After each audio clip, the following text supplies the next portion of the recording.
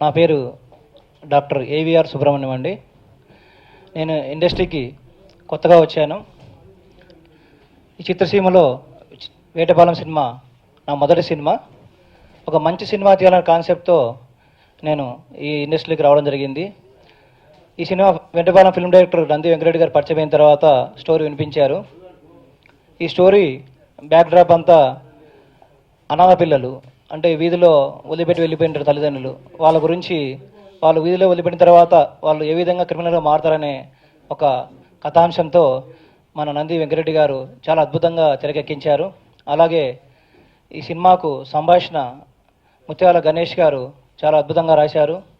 అలాగే ఈ సినిమాకు మ్యూజిక్ సంగీతాన్ని సన్నీ గారు చాలా బాగా ఇచ్చారు. అలాగే ఈ సినిమాకు ఆర్టిస్టులుగా శిల్ప హీరోయిన్గా చాలా చక్కగా నటించారు.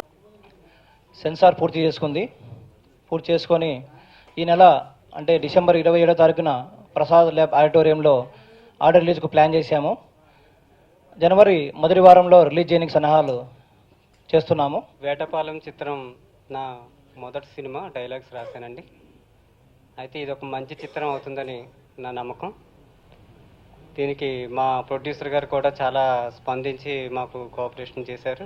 డైరెక్టర్ గారు నంది వెంకటరెడ్డి గారు బాగా తెరకెక్కించారు. చెప్పాలంటే గణేష్ రైటర్గా చాలా బాగా రాశాడు. మంచి కమర్షియల్ వాల్యూస్ ఉన్నాయండి సినిమాకి.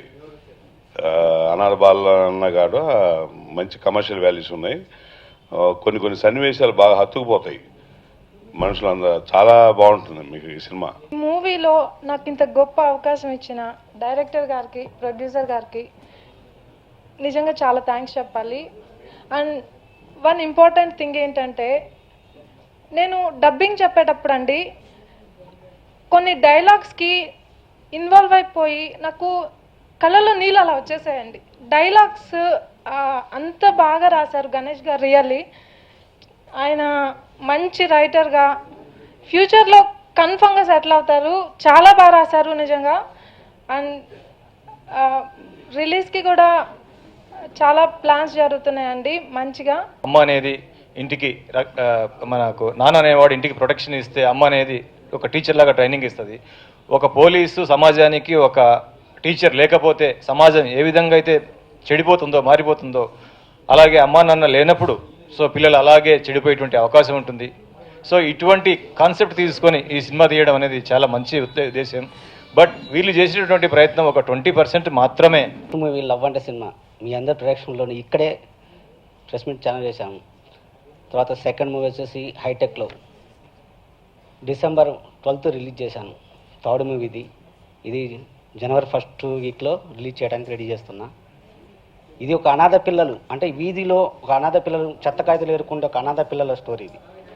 నిజంగా చెప్పాలంటే ఆ అనాథ పిల్లలు ఎలా ఉంటారు, ఎలా బతికారు, వాళ్ళు ఎందుకు క్రైమ్గా ఎందుకు మారారు, ఎవరు కనేసి పడేస్తే వాళ్ళు చెత్త ఏరుకుంటూ లైఫ్లో ఎలా ఎన్నో బాధలు మింగుకుంటూ లాస్ట్కి ఒక క్రైమ్గా మారి ఏ విధంగా వాళ్ళు అయ్యారనేది ఈ సబ్జెక్టు.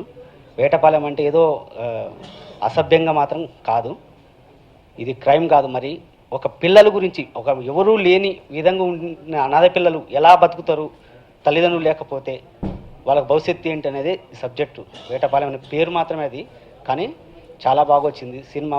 ఒక చిన్నపిల్లల సాంగ్ కానీ సినిమా బాగా వచ్చింది. ఇప్పుడు సెన్సార్లో ఉంది, సెన్సార్ అవుతుంది. ఈ నెల 27వ తారీఖు ప్రసాద్ ల్యాబ్లో ఆడియో ఫంక్షన్ చేసుకొని జనవరి 1st వీక్లో రిలీజ్ చేయడానికి మా ప్రొడ్యూసర్ గారు సహాయం చేస్తున్నాడు మొత్తం.